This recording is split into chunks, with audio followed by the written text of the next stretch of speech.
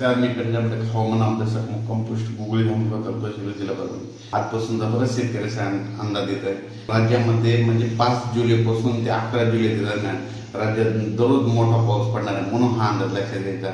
एकंदरीत परिस्थिती बघायची झाली तर राज्यामध्ये 5 जुलै पासून ते 11 जुलैपर्यंत चांगला पाऊस पडणार आहे. आणि जास्त म्हणजे सांगायचं झालं तर 7, 8, 9, 10 जुलैला जरा जास्त प्रमाणात पाऊस पडणार आहे, म्हणून हा अंदाज सर्व शेतकऱ्यांना लक्षात घ्यायचा.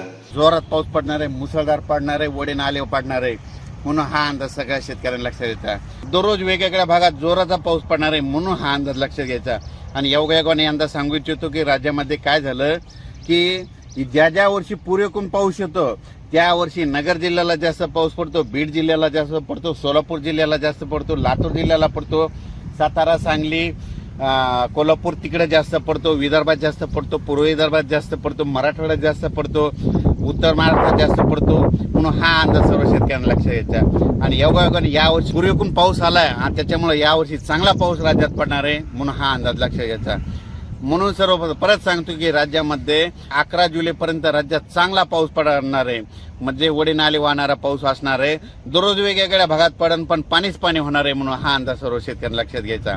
जोरदार पाऊस पडणार आहे, वडे नाले वाहणारा पाऊस पडणार आहे, ठिकठिकाणी छोटे छोटे तळे असतील तर त्याच्यामध्ये पाणी येणार आहे, म्हणून हा अंदाज लक्षात घ्यायचा.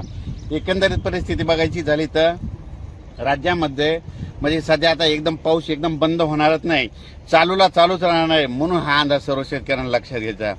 अचानक वातावरणात बदल झाला तर लगेच एक मेसेज दिला झाला आहे. धन्यवाद.